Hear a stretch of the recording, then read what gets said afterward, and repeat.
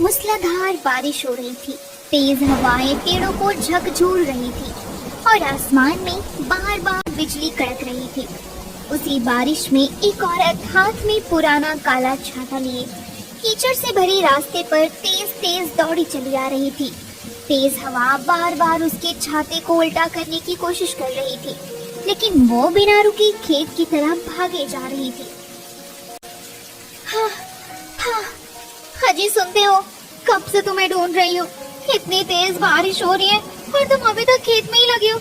चलो अब घर चलते हैं। अरे पहले इधर तो देखो। क्या? देखो कितनी लाल लाल टमाटर हुए हैं इस बार। लगता है भगवान ने हमारी बरसों की मेहनत का फल आज दिया है। अरे वाह, सच में इतने सुंदर टमाटर मैंने आज तक नहीं देखे। भगवान करे किसी की नजर ना लगे हमारे खेत को। हाँ जी, भगवान ने चाहा तो सारे टमाटर अच्छे दामों में बिक गए तो हमारी पूजा के लिए एक नई साइकिल ले लेंगे। बेचारी रोज पैदल स्कूल जाती है और मेरे लिए एक छोटा सा रानी हार बनवा देना। शादी के बाद से आज तक गले में एक ढंग का हार भी नहीं पहन पाई। अगली सुबह बारिश तो रुक गई, लेकिन आसमान में अभी भी काले बादल छाए हुए थे। विक्रम अपने खेत के लाल लाल टमाटरों से भरी कई टोकरियां बैलगाड़ी में रखकर बाजार पहुंच गया। कुछ ही देर में उसके ताजे टमाटरों को खरीदने के लिए ग्राहकों की भीड़ लग गई। जब विक्रम बाजार में टमाटर बेच रहा था, तभी उसके सामने एक बूढ़ी औरत आकर खड़ी हो गई। अरे बेटा, टमाटर कितने के बेच रहे हो? चाहे जितने के बेचूं, तुम यहाँ क्यों आई हो? तुम तो ये टमाटर खरीद ही नहीं पाओगी। क्यों खरीद नहीं पाऊंगी? क्या बहुत महंगे बेच रहे हो? हाँ, बहुत महंगे बेच रहा हूँ। तुम्हारी औकात नहीं है इन्हें खरीदने की। जाओ यहाँ से, चली जाओ। सच तो ये है कि मेरे पास पैसे नहीं है। मैं तो तुमसे सिर्फ 2 टमाटर मांगने आई थी। क्या तुम मुझे 2 टमाटर दोगे? क्यों? मैं तुम्हें यूं ही टमाटर क्यों दूं? दरअसल मेरा बहुत मन कर रहा है टमाटर खाने का। अगर मुझे तुम 2 टमाटर देते तो तुम्हारे पास तो बहुत सारे टमाटर है ना। बहुत है तो क्या तुम्हें दे दूं? जाओ यहाँ से, निकलो। अपमानित होकर बूढ़ी औरत उदास मन से वहाँ से चली गई। लेकिन उस समय तक विक्रम ये नहीं जानता था कि वो सचमुच की बूढ़ी औरत नहीं थी, बल्कि जंगल की वेश बदली हुई डायन थी। मेरी बेइज्जती? इतनी बड़ी हिम्मत! अब मैं भी देखती हूँ कि तू अपने उस टमाटर के खेत को कैसे बचा कर रखता है। आज रात से ही तेरी बर्बादी शुरू होगी।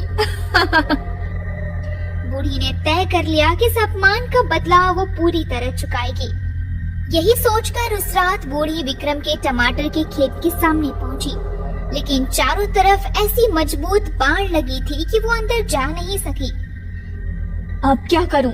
अगर अंदर नहीं जा पाई तो ये टमाटर कैसे खाऊंगी? मुझे कोई दूसरा रास्ता निकालना होगा। जैसा सोचा वैसा ही किया। डायन ने दूसरा उपाय ढूंढ लिया।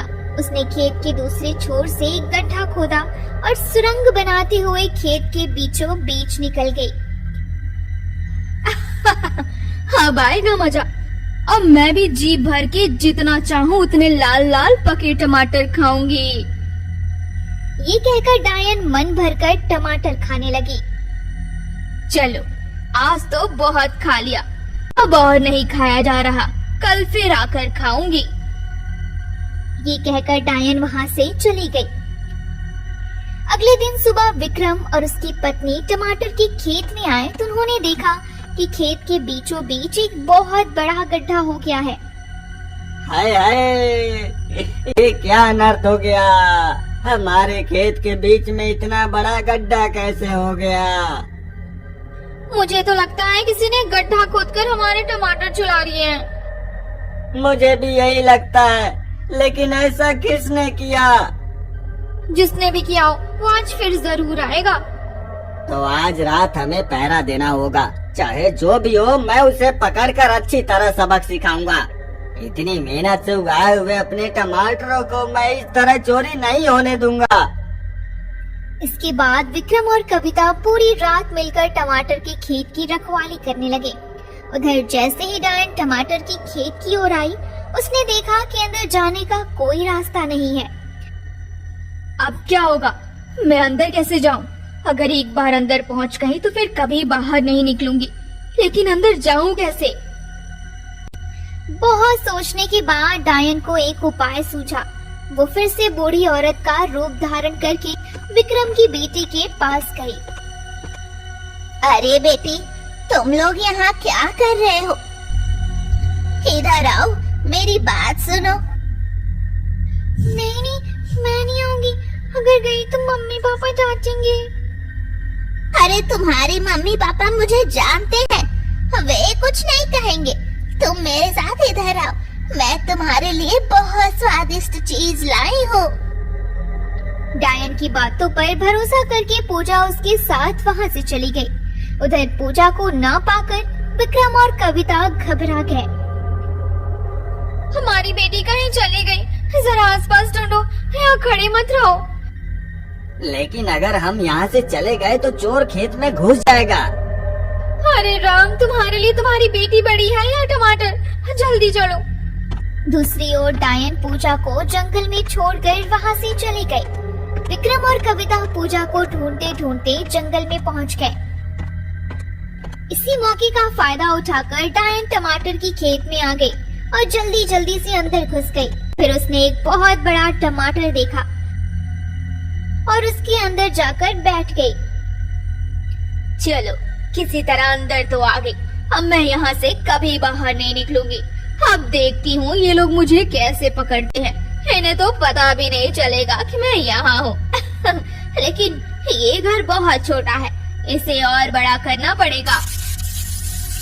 कहकर डायन ने उस टमाटर को और बड़ा कर दिया और उसी के अंदर अपना घर बसाकर रहने लगे। उधर विक्रम और कविता वापस आए, लेकिन अब पहरा देने के बजाय अपनी बेटी को लेकर घर चले गए। इसके बाद हर सुबह विक्रम और कविता जब खेत में आते तो देखते कि टमाटरों का खेत लगभग खाली होता जा रहा था। ये क्या हो रहा है भाग्यवान?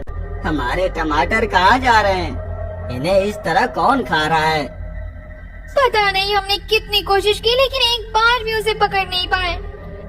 तभी अचानक विक्रम की नजर उस बड़े टमाटर पर पड़ी जिसके अंदर डायन ने अपना घर बसा रखा था। जरा देखो तो भाग्यवान, वो इतना बड़ा टमाटर कैसा है?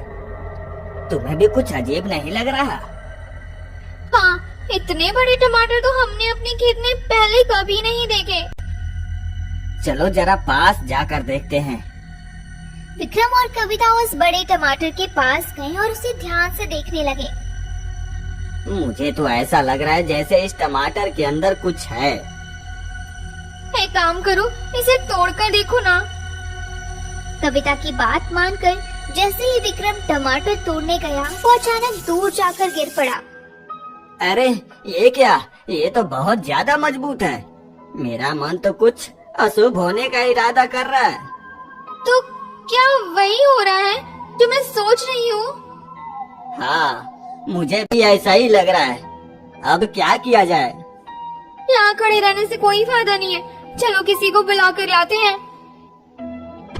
ये कहकर विक्रम और कविता वहाँ से जल्दी से चले गए और कुछ देर बाद एक ओझा को अपने साथ लेकर लौटे। ओह, तो ये बात है। इसी के अंदर वह डायन अपना डेरा जमा कर बैठी है। हमें तो नहीं पता कि इसके अंदर कौन है। ये बहुत अजीब और टूट भी नहीं रहा है, इसलिए आपको बुला कर लाए हैं। हाँ बाबा, आप जरा अच्छी तरह देखिए, बताइए कि इसके अंदर क्या है।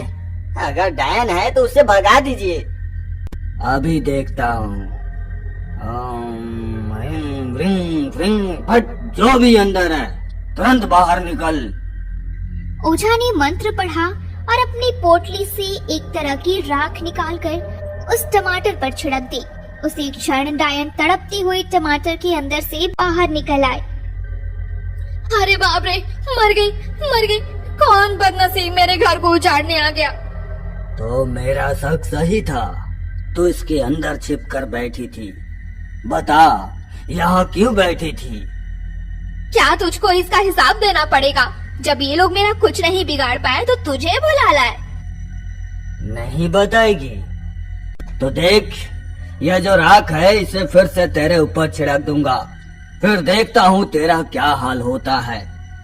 अरे नहीं नहीं, क्या तुम लोगों के मन में जरा भी दया नहीं है? मुझ पर इतना अत्याचार क्यों कर रहे हो? तो बता, तू यहाँ क्यों आई थी? टमाटर खाने के लिए। मैंने उस लड़के से टमाटर मांगे थे, लेकिन उसने मुझे नहीं दिए, इसलिए मैं यहाँ आकर खाने लगी। तो क्या इसलिए तू यहाँ आकर अपना घर बसाकर बैठ गई? अब बता, तू यहाँ से जाएगी या नहीं? नहीं, मैं यहाँ से नहीं जाऊंगी। इतनी बड़ी हिम्मत! ठहर, आज मैं तुझे जलाकर ही मार दूंगा। हाँ बाबा, इसे जलाकर मार दीजिए, इसने मेरा बहुत नुकसान किया है, यह फिर से यहाँ आ जाएगी। शांत हो जाओ विक्रम, इतना उत्तेजित होने से कोई फायदा नहीं। बोल डायन, तू यहाँ से जाएगी या हम तुझे जलाकर मार दें? नहीं नहीं, मुझे मत जलाओ। मैं अब कभी यहाँ नहीं आऊंगी और टमाटर खाने भी नहीं आऊंगी। अच्छा, तो अभी इसी समय यहाँ से चली जा और अपना यह घर अपने ही हाथों से तोड़ दे। अभी तोड़ती हूँ। ये कहकर डायन ने अपने ही हाथों से अपना घर तोड़ दिया और वहाँ से जल्दी जल्दी भाग गई। लो विक्रम, अब तुम लोग इस मुसीबत से मुक्त हो गए, लेकिन एक बात हमेशा याद रखना, कभी स्वार्थी मत बनना और घमंड मत करना, नहीं तो फिर ऐसी मुसीबत में पड़ जाओगे। इसके बाद विक्रम और कविता दोनों बदल गए। वे अपना व्यापार करने के साथ साथ गांव के गरीब लोगों की भी मदद करने लगे। दूसरी ओर डायन अपना टमाटर वाला घर खोकर इधर उधर भटकती रही।